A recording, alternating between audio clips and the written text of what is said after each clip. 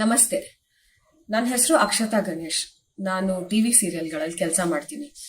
ಈ ವಿಡಿಯೋ ಮಾಡೋಕೆ ಉದ್ದೇಶ ಏನು ಅಂದ್ರೆ, ಮೊನ್ನೆ ರಾತ್ರಿ ಅಂದ್ರೆ 4th ನೈಟ್ ಒಂದು ಡಿಸ್ಟರ್ಬಿಂಗ್ ಇನ್ಸಿಡೆಂಟ್ ಆಯ್ತು. ಅದು ನಿಮ್ಗಳ ಜೊತೆ ಶೇರ್ ಮಾಡ್ಕೋಬೇಕಾಗಿತ್ತು. 4th night, that is Monday night, ನಮ್ಮ ಸೀರಿಯಲ್ ಶೂಟಿಂಗ್ ಲೊಕೇಶನ್ ಇದ್ದಿದ್ದು ಪೀಣ್ಯದಲ್ಲಿ. 10:30 ಹಾಗೆ ಶೂಟಿಂಗ್ ಮುಗೀತು. ಶೂಟಿಂಗ್ ಮುಗಿಸ್ಕೊಂಡು ನಾನಿರೋದು HSR ಲೇಔಟ್ ಅಲ್ಲಿ. ಸೊ ಪೀಣ್ಯದಿಂದ HSR ಲೇಔಟ್ ವಾಪಸ್ ಬರ್ತಾ ಇದ್ದಾಗ ನಾನು ರಾಗಿಗುಡ್ಡ ಫ್ಲೈಓವರ್ ತಗೊಂಡೆ. ರಾಗಿಗುಡ್ಡ ಫ್ಲೈಓವರ್ ರೀಚ್ ಆಗೋ ತನಕ ಒಂದು 11 ಗಂಟೆ 11 ಕಾಲ ಆಗಿತ್ತು. ಅಷ್ಟೊತ್ತಿಗೆ ಯೂಶಲಿ ಟ್ರಾಫಿಕ್ ಜಾಮ್ ಇರಲ್ಲ, ಬಟ್ ಅವತ್ತಿನ ರಾತ್ರಿ, that is 4th night, Monday night, ಸಿಕ್ಕಾಪಟ್ಟೆ ಟ್ರಾಫಿಕ್ ಜಾಮ್ ಇತ್ತು. 1 ಕಿಲೋಮೀಟರ್ವರೆಗೂ ಕಾರ್ಗಳೇ ನಿಂತಿತ್ತು. ಇದೇನಾಯ್ತು ಅಂತ ಯೋಚನೆ ಮಾಡ್ತಾ ಇದ್ದೆ. ಮೆತ್ತಿಗೆ ಹಾಗೆ ಮುಂದೆ ಹೋಗ್ತಾ 1 ಕಿಲೋಮೀಟರ್ ಮುಂದೆ ಹೋಗ್ತಾ right on top of Ragigudda flyover ಒಂದು ಆಕ್ಸಿಡೆಂಟ್ ಆಗಿತ್ತು. ನನ್ನ ಕಣ್ಮುಂದೆ ಇದ್ದ ದೃಶ್ಯ ಏನಂತಂದ್ರೆ, 2 ಯುವಕರು ರೋಡ್ ಮೇಲೆ ಬಿದ್ದಿದ್ರು, ಹೆಲ್ಮೆಟ್ ಹಾಕೊಂಡಿದ್ರು, ಮುಖ ಮೈ ಎಲ್ಲ ಫುಲ್ ಬ್ಲಡ್ ಆಗಿತ್ತು. ಅದ್ ದೃಶ್ಯ ನೋಡಕ್ಕೆ ನಿಜವಾಗ್ಲೂ ತುಂಬಾ ಭಯಾನಕವಾಗಿತ್ತು, ತುಂಬಾ ಡಿಸ್ಟರ್ಬಿಂಗ್ ಆಗಿತ್ತು. ಅಂಡ್ ಅಲ್ಲಿ ತುಂಬಾ ಜನ ಸೇರಿದ್ರು. ಉದ್ದಕ್ಕೂ ಅಲ್ಲಿ ಕಾರ್ಗಳನ್ನ ಪಾರ್ಕ್ ಮಾಡಿದ್ರು. ಅಲ್ಲಿ ಯಾರೋ 1-2-3 ಜನ ಟ್ರಾಫಿಕ್ ರೆಗ್ಯುಲೇಟ್ ಮಾಡಿ ಮುಂದಕ್ಕೆ ಹೋಗಿ ಅಂತ ಹೇಳ್ತಾ ಇದ್ರು. ಈ ಜಾಮ್ ಆಗಿದ್ದು ಅದಕ್ಕೆ ಅಂತ ಗೊತ್ತಾಯ್ತು. ಅವ್ರನ್ನ ಕೇಳ್ದೆ, ಟ್ರಾಫಿಕ್ ನ ಮುಂದೆ ಕಳಿಸ್ತಾ ಇದ್ದು ಒಬ್ಬ ಮನುಷ್ಯನ ಕೇಳಿದೆ, ಏನು ಬದುಕಿದಾರ ಏನು ಅಂತ. ಇಲ್ಲ ಮೇಡಮ್, ಇಬ್ರು ಸ್ಪಾಟ್ ಅಲ್ಲಿ ತೀರ್ಕೊಂಡ್ರು ಅಂತ ಹೇಳಿದ್ರು. ತುಂಬಾ ಬೇಜಾರಾಯ್ತು. ಬಿಕಾಸ್ ಅದೇ ಯಂಗ್ಸ್ಟರ್ಸ್ ಈ ತರ ಆಯ್ತಲ್ಲ ಅಂತ ತುಂಬಾ ಡಿಸ್ಟರ್ಬ್ ಆದೆ. ಮತ್ತೆ 1 ಕಿಲೋಮೀಟರ್ ಟುವರ್ಡ್ಸ್ HSR ನಾನು ಆ ಫ್ಲೈಓವರ್ ಇಂದ ಮುಂದೆ ಬಂದೆ. ಬಿಕಾಸ್ ಆಫ್ ದಿಸ್ ವಿಜುವಲ್ ನಾನು ಸೈಡ್ ಅಲ್ಲಿ ನನ್ನ ವೆಹಿಕಲ್ ಹಾಕೊಂಡು ಒಂದ್ ಸ್ವಲ್ಪ ಉಸಿರಾಡಿ ನೀರು ಕುಡಿಯೋಣ, ಸ್ವಲ್ಪ ಸಮಾಧಾನ ಮಾಡ್ಕೊಳ್ಳೋಣ ಅಂತ ನಾನು ಫ್ಲೈಓವರ್ ಇಂದ ಇಳಿತಿದ್ದಂಗೆ ಲೆಫ್ಟ್ ಸೈಡ್ ಗಾಡಿನ ಪಾರ್ಕ್ ಮಾಡಿ ಎಮರ್ಜೆನ್ಸಿ ಲೈಟ್ ಹಾಕೊಂಡು ನಾನು ಸ್ವಲ್ಪ ನೀರು ಕುಡಿದು ಸಮಾಧಾನ ಮಾಡ್ತಾ ಇದ್ದೆ. ನಾನು ಮುಂದೆನೆ ಒಂದು ತಮಿಳ್ನಾಡು ರಿಜಿಸ್ಟ್ರೇಷನ್ ಒಂದು ಗಾಡಿ ನಿಂತಿತ್ತು. It was a white car, ಯಾವ ಬ್ರ್ಯಾಂಡ್ ಅಂತ ನನಗೆ ಗೊತ್ತಿಲ್ಲ. ನನ್ನ ನೋಡಿ ಅವರು ಆ ಡ್ರೈವರು ಅವ್ರ ಕಾರಿಂದ ಇಳಿದು ನನ್ನ ಮಾತಾಡ್ಸಕ್ ಬಂದ್ರು. ಮೇಡಮ್ ಆರಾಮಾಗಿದ್ದೀರಾ ಅಂತ ಮಾತಾಡಿದ್ರು. ಅವ್ರು ಕನ್ನಡದಲ್ಲೇ ಮಾತಾಡಿದ್ರು, ದೋ he had a Tamil accent. ನಾನು ಹೌದು ಸರ್ ಆರಾಮಾಗಿದ್ದೀನಿ, ಬಟ್ ತುಂಬಾ ಬೇಜಾರಾಯ್ತದ ನೋಡಿ, ಇಬ್ರು ತೀರ್ಕೊಂಡ್ಬಿಟ್ರ ಅಂತ ಕೇಳಿದೆ. ಅವಾಗ ಆ ಮನುಷ್ಯ ನನಗೆ ಹೇಳಿದ್ದು, ಇಲ್ಲ ಮ್ಯಾಮ್, ಒಬ್ಬ ಜೀವಂತವಾಗಿದ್ದಾನೆ, ಉಸಿರಾಡ್ತಾ ಇದ್ದಾನೆ, ಇನ್ನೊಬ್ಬ ಮಾತ್ರ ಹೋಗಿದ್ದಾನೆ ಅಂತ. ಅಯ್ಯೋ ದೇವ್ರೆ, ಹಾಗಾದ್ರೆ ನಾನು ಇವ್ರನ್ನ ರಿಕ್ವೆಸ್ಟ್ ಮಾಡ್ಕೊಂಡೆ, ಸರ್ ಒಬ್ಬ ಜೀವಂತವಾಗಿದ್ದಾನೆ ಅಂತಂದ್ರೆ ನನಗೆ ಸಪೋರ್ಟ್ ಮಾಡ್ತೀರಾ ಸರ್, ಅವನಾದ್ರೂ ಆಸ್ಪತ್ರೆಗೆ ಸೇರ್ಸೋಣ, ಇದು ಯಾಕೆಲ್ಲ ಜನ ನೋಡ್ಕೊಂಡು ನಿಂತಿದ್ದಾರೆ ಅಂತ ಹೇಳಿದೆ. ಅದಕ್ಕೆ ಅವರು ಹೇಳಿದ್ರು, ಇವಾಗ ನಾವು ಆಗ್ಲೇ ಫ್ಲೈಓವರ್ ಇಂದ ಇಳಿದು ಬಂದ್ಬಿಟ್ಟಿದೀವಿ HSR ಗೆ ಹೋಗಿದ್ದು. ನಾವು ಮತ್ತೆ ಆ ಸ್ಪಾಟ್ಗೆ ಹೋಗ್ಬೇಕಂತಂದ್ರೆ ಫುಲ್ ಸೀದಾ ಮುಂದೆ ಹೋಗಿ ಡಿವೈಡರ್ ಎಲ್ಲಿ ಎಂಡ್ ಆಗುತ್ತೆ ಅಲ್ಲಿ ಯೂಟರ್ನ್ ತಗೊಂಡು ಮತ್ತೆ ಸುತ್ತಿ ಬಳಸಿ ರಾಗಿಗುಡ್ಡ ಫ್ಲೈಓವರ್ ಪಾಯಿಂಟ್ ಬಂದು ಅಲ್ಲಿಂದ ಮತ್ತೆ ಆ ಟ್ರಾಫಿಕ್ ಜಾಮ್ ಎಲ್ಲ ದಾಟ್ಕೊಂಡು ಇಲ್ಲಿಗೆ ಬರಬೇಕು. Time wise, distance wise and traffic jam consider ಮಾಡಿದ್ರೆ ಅದು ನಾನು ವಾಪಸ್ ಆ ಸ್ಪಾಟ್ಗೆ ಹೋಗೋಕೆ ಇನ್ನೊಂದು 1 hour ಅಂತೂ ಆಗ್ತಿತ್ತು. ಸೊ ನಾನು ಅದೇನ್ ತಲೆ ಕೆಟ್ಟಿದ ಐಡಿಯಾನೋ ಸ್ಟುಪಿಡ್ ಐಡಿಯಾನೋ, ಬಟ್ ನಾನು ಅವ್ರಿಗೆ ಹೇಳಿದೆ, ಸರ್ ಒನ್ ವೇನಲ್ಲೇ ವಾಪಸ್ ಇಲ್ಲೇ ಯೂಟರ್ನ್ ಹಾಕೊಂಡು ಹೋಗೋಣ, ಅಟ್ಲೀಸ್ಟ್ ಆಕ್ಸಿಡೆಂಟ್ ಸ್ಪಾಟ್ಗೆ ಹೋಗಿ ಇನ್ನೊಬ್ಬನಾದ್ರೂ ಹಾಸ್ಪಿಟಲ್ಗೆ ಸೇರ್ಸೋಣ ಅಂತ. ಇವ್ರು ಹೇಳಿದ್ರು ತುಂಬಾ ದೊಡ್ಡ ರಿಸ್ಕ್ ಆಗುತ್ತೆ ಒನ್ ವೇನಲ್ಲಿ ಹೋಗೋದು, ಬಿಕಾಸ್ ಆಪೋಸಿಟ್ ಇಂದ ಬರ್ತಾ ಇರೋ ಕಾರ್ಸ್ ಎಲ್ಲ ಸ್ಪೀಡ್ ಅಲ್ಲಿ ಬಂದು ನಮ್ಗೆ ಆಕ್ಸಿಡೆಂಟ್ ಆಗ್ಬೋದು ಅಂತ. ದೇವ್ರ ದಯ ಹೇಳ್ಕೊಂಡು ಹೋಗೋಣ ಸರ್ ಅಂತ ಹೇಳಿದೆ. ಬೈ ನಾವು ಒಂದು I think about 11:45, almost 12 o'clock ಆಗ್ತಾ ಇತ್ತು ಅಂತ ನಾನು ಅನ್ಕೊಳ್ತೀನಿ. ಸರಿ ಮ್ಯಾಮ್, ನೀವು ಧೈರ್ಯ ಮಾಡಿ ನಿಮ್ ಕಾಲಲ್ಲಿ ಮುಂದೆ ಹೋದ್ರೆ ನಿಮ್ ಹಿಂದೆ ನಾನು ಬರ್ತೀನಿ ಅಂತ ಅವ್ರು ಹೇಳಿದ್ರು. ಸೊ ನಾವು ಅದೇ ರೋಡ್ ಅಲ್ಲಿ ಯೂಟರ್ನ್ ಹಾಕೊಂಡು ಒನ್ ವೇನಲ್ಲಿ ಹೋಗ್ತಾ ಇದ್ವಿ, ಮೆತ್ತಗೆ ಹೋಗ್ತಾ ಇದ್ವಿ. ನಾನು ಗ್ಲಾಸ್ ನೆಲ್ಲ ಇಳಿಸಿ ಎಮರ್ಜೆನ್ಸಿ ಲೈಟ್ ಹಾಕೊಂಡು ಒಂದ್ ಕಾರಲ್ಲಿ ಸ್ಟೇರಿಂಗ್ ಅಂಡ್ ಗೇರ್ ಹ್ಯಾಂಡಲ್ ಮಾಡ್ಕೊಂಡು ಇನ್ನೊಂದು ಕೈಯಲ್ಲಿ, ಬಿಕಾಸ್ ನಾನು ಅಪೋಸಿಟ್ ಅಲ್ಲಿ ಬರ್ತಾ ಇರೋರ್ಗೆ ಹೇಳ್ಬೇಕಾಗಿತ್ತು ಎಮರ್ಜೆನ್ಸಿ ಎಮರ್ಜೆನ್ಸಿ ಎಮರ್ಜೆನ್ಸಿ ಅಂತ. ಅಂದ್ರೂ ಜನ ಬೈಕೊಂಡೇ ಬರ್ತಾ ಇದ್ರು, ಗೊತ್ತಲ್ವಾ ರೋಡಲ್ಲಿ ಹೇಗ್ ಬೈತಾರೆ ಅಂತ. ಅಂಡ್ ಅವ್ರು ಬೈತಾ ಇದ್ದಿದ್ದು ನನ್ನನ್ನ ನೋಡಿ ಅದ್ ತಪ್ಪಿಲ್ಲ, ಯಾಕಂತಂದ್ರೆ ಅವ್ರಿಗೆ ನಾನ್ ಯಾವ ಉದ್ದೇಶದಲ್ಲಿ ಹೋಗ್ತಾ ಇದ್ದೆ ಈ ತರ ರಾಂಗ್ ಡೈರೆಕ್ಷನ್ ಅಲ್ಲಿ ಅಂತ ಅವ್ರಿಗೆ ಗೊತ್ತಿರ್ಲಿಲ್ಲ. ಸೊ ಅವ್ರು ಬೈದಿದ್ನ ನಾನು ತಪ್ಪು ಅಂತ ಹೇಳೋದು ಇಲ್ಲ. ಸ್ವಲ್ಪ ಮುಂದೆ ಹೋಗ್ತಾ ಹೆಚ್ಚು ಕಮ್ಮಿ ಒಂದ್ ಅರ್ಧ ಕಿಲೋಮೀಟರ್ ಮೇಲ್ ಬರ್ತಾ ನನ್ಗೆ ಮತ್ತೆ ನನ್ನ ಹಿಂದೆ ಇದ್ದ ಡ್ರೈವರ್ಗೆ, ಅವ್ರ ಕಾರಲ್ಲಿ ಇದ್ದ ಡ್ರೈವರ್ಗೆ ಬೈಕ್ ಅಲ್ಲಿ 2 ಕಾಪ್ಸ್ ಕಾಣಿಸಿದ್ರು. ಅವರು ಬೈದ್ರು, ಏನಮ್ಮ ಮಾಡ್ತಾ ಇದ್ದೆ ನೀನು, ಈ ಮಧ್ಯರಾತ್ರಿ ಈ ರಾಂಗ್ ಡೈರೆಕ್ಷನ್ ಅಲ್ಲಿ ಹೋಗ್ತಿದ್ಯಾ, ಹಾಕಮ್ಮ ಸೈಡ್ಗೆ ಗಾಡಿ ಅಂತ ಹೇಳಿದ್ರು. ಅವ್ರಿಗೆ ಇಲ್ಲ ಸರ್, ಅಲ್ಲಿ ಮುಂದೆ ಒಬ್ರು ಸತ್ತೋಗಿದ್ದಾರೆ, ಒಬ್ರು ಆಕ್ಸಿಡೆಂಟ್ ಆಗಿ ಬಿದ್ದಿದ್ದಾರೆ, ಅವ್ರನ್ನ ಹಾಸ್ಪಿಟಲ್ ಕರ್ಕೊಂಡು ಹೋಗೋದಕ್ಕೆ ಈ ತರ ಸರ್ಕಸ್ ಮಾಡ್ತಿರೋದು ಅಂತ ಹೇಳಿದಾಗ ಅವರು ಓಕೆ ಬನ್ನಿ ನಾವು ಬರ್ತೀವಿ ಅಂತ ಅವ್ರ ಬೈಕ್ ಅಲ್ಲಿ 2 ಕಾಪ್ಸ್ ಇದ್ರು, ಅವ್ರು ಹೆಲ್ಪ್ ಮಾಡಕ್ ರೆಡಿ ಇದ್ರು, ಅವ್ರ ಜೊತೆಲಿ ಬಂದ್ರು. ನಾವು ಹೆಂಗೋ ಒದ್ದಾಡ್ಕೊಂಡು ಮಾಡ್ಕೊಂಡು ಆಕ್ಸಿಡೆಂಟ್ ಸ್ಪಾಟ್ ರೀಚ್ ಆದ್ವಿ. ಅಲ್ಲ ನೋಡಿದ್ರೆ ಗೊತ್ತಾಗಿದ್ ಏನ್ ವಿಷಯ ಅಂತಂದ್ರೆ ಇಬ್ರು ಬದುಕಿದ್ದಾರೆ ಅಂತ. ಸೊ ಎಷ್ಟು ರಾಂಗ್ ಇನ್ಫಾರ್ಮೇಶನ್ ಸ್ಪ್ರೆಡ್ ಆಗ್ತಾ ಇದೆ ನೋಡಿ. While I was coming back, ನಾನು ವಾಪಸ್ ಡ್ರೈವ್ ಮಾಡ್ತಿದ್ದಾಗ ನಾನು ಕೇಳಿಸ್ಕೊತಾ ಇದ್ದಿದ್ ಮಾತುಗಳೇನು ಅಂತಂದ್ರೆ, 3 ಜನನು ಸ್ಪಾಟ್ ಔಟ್, ತಲೆ ಓಪನ್ ಆಗಿ ಹೋಗಿದೆ, ಎಕ್ಸೆಟ್ರಾ ಎಕ್ಸೆಟ್ರಾ, ಏನೇನೇನೋ ಅಸಂಪ್ಷನ್ಸ್ ಗೆಸ್ ವರ್ಕ್ ಅಲ್ಲಿ ಜನ ಮಾತಾಡ್ತಿದ್ರು. ಅಲ್ಲಿ ಹೋದ್ಮೇಲೆ ಗೊತ್ತಾಯ್ತು ಅವರಿಬ್ರು ಬದುಕಿದ್ದಾರೆ ಅಂತ.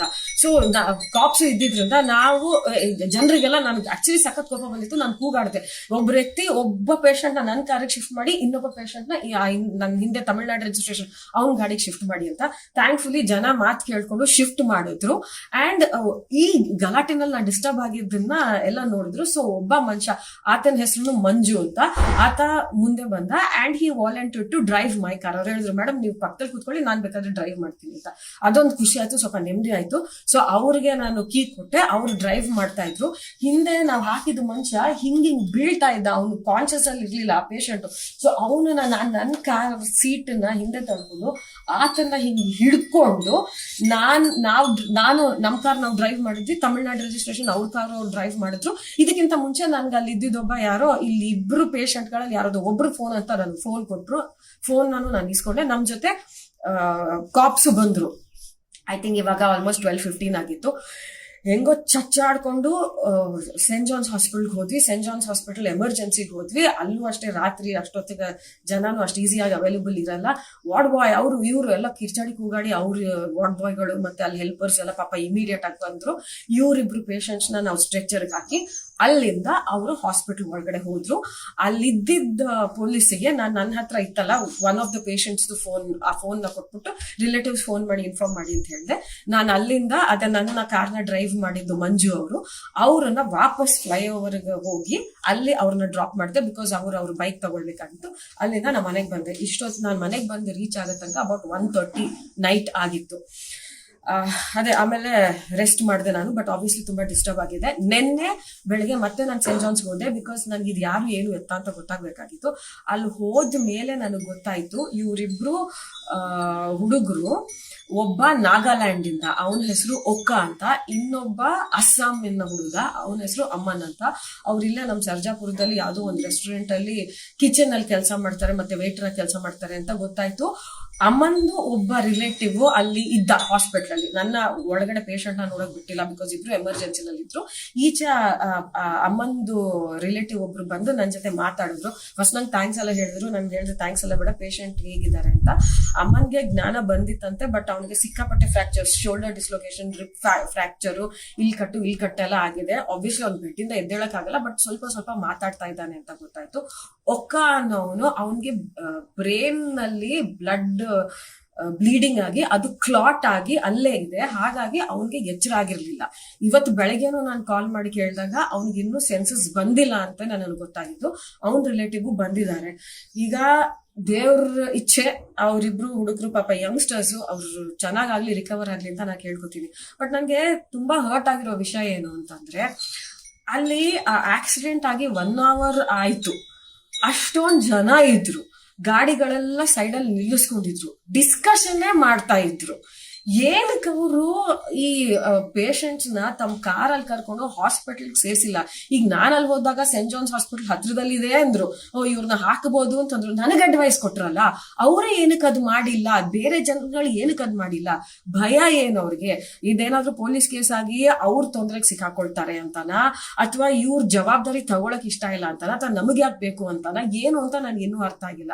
ಆಕ್ಸಿಡೆಂಟ್ ಆಗಿ 1 hour ತನಕ ಆಂಬ್ಯುಲೆನ್ಸ್ ಫೋನ್ ಮಾಡಿದ್ರಂತೆ, ಆಂಬ್ಯುಲೆನ್ಸ್ ಬಂದಿರ್ಲಿಲ್ಲ.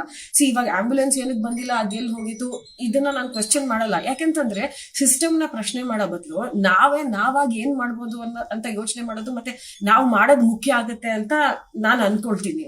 ಸೊ ನಾನ್ ಬಂದು 1 hour ಗಿಂತ ಮುಂಚೆನೆ ಆಕ್ಸಿಡೆಂಟ್ ಆಗಿದೆ. ನಾನು ಕೆಳಗೆ ಹೋಗಿ ಒಂದು 1/2 hour ಆಗಿದೆ. ಅಲ್ಲಿ ವೇಟ್ ಮಾಡಿ ನಾನು ಇನ್ನೊಬ್ಬರ ಜೊತೆ ಮಾತಾಡಿ ಮತ್ತೆ ರಿಟರ್ನ್ ಮಾಡ್ಕೊಂಡು ಬರೋಕೆ 45 minutes ಆಗಿದೆ. ಆಲ್ಮೋಸ್ಟ್ 2.5 hours ಅವ್ರಿಬ್ರು ಹುಡುಗರು ರೋಡಲ್ಲೇ ಬಿದ್ದಿದ್ದಾರೆ. ನೋಡ್ಕೊಂಡು ನಿಂತ್ಕೊಂಡು ಡಿಸ್ಕಷನ್ಸ್ ಮಾಡ್ತಾ ಇದ್ದಾರೆ. ಏನಕ್ಕೆ? ಅಟ್ಲೀಸ್ಟ್ ಇವ್ರನ್ನ ಕಾರಲ್ಲಿ ಶಿಫ್ಟ್ ಮಾಡಿ ಒಂದು ಹಾಸ್ಪಿಟಲ್ ಸೇರ್ಸಿದ್ರೆ, let the experts decide what to do. Medical care, doctors attention ಸಿಕ್ಕಿದ್ರೆ, ಒಂದು ಹಾಸ್ಪಿಟಲ್ಗೆ ಅಂತ ಅವ್ರನ್ನ ಸೇರ್ಸಿದ್ರೆ ಅಲ್ಲಿ ಬೇಕಾಗಿರೋ ಎಕ್ವಿಪ್ಮೆಂಟ್ಸ್ ಆದ್ರೂ ಇರುತ್ತೆ. ಆಕ್ಸಿಜನ್ ಸಿಲಿಂಡರ್ ಇರುತ್ತೆ, ಇಂಜೆಕ್ಷನ್ಸ್ ಇರುತ್ತೆ, ಮೆಡಿಕೇಶನ್ ಇರುತ್ತೆ, ಆ ಮೆಡಿಕಲ್ ತಜ್ಞರು ಇರ್ತಾರೆ. ಅವ್ರಿಗೆ ಇವ್ರನ್ನ ಹೆಂಗ್ ಉಳಿಸ್ಕೋಬಹುದು ಅಂತ ಗೊತ್ತಾಗುತ್ತೆ. ಆಮೇಲೆ ಅವ್ರು ಉಳಿತಾರೋ ಬಿಡ್ತಾರೋ ದೈವ ಹೆಚ್ಚೆ ಅವ್ರ ಹಣೆ ಬರ. ಬಟ್ ನಾವು ಫಸ್ಟ್ ಸ್ಟೆಪ್ ತಗೊಳ್ದೇ ಇದ್ರೆ ಹೇಗೆ? ಆಂಬ್ಯುಲೆನ್ಸ್ ಬರುತ್ತೆ ಅಂತ ವೇಟ್ ಮಾಡ್ಕೊಂಡು ಎಷ್ಟೊತ್ತು ಅಂತ ವೇಟ್ ಮಾಡೋದು? ಸ್ಟ್ಯಾಟಿಸ್ಟಿಕ್ಸ್ ಹೇಳುತ್ತೆ ಎಷ್ಟೊಂದ್ ಜನ ಇಮಿಡಿಯೇಟ್ ಮೆಡಿಕಲ್ ಕೇರ್ ಸಿಗ್ದೇನೆ ಸತ್ತೋಗ್ತಾರೆ ಅಂತ. ಯಾಕೆ ನಮ್ದಿನ್ನು ಮೈಂಡ್ ಸೆಟ್ ಚೇಂಜ್ ಆಗಿಲ್ಲ?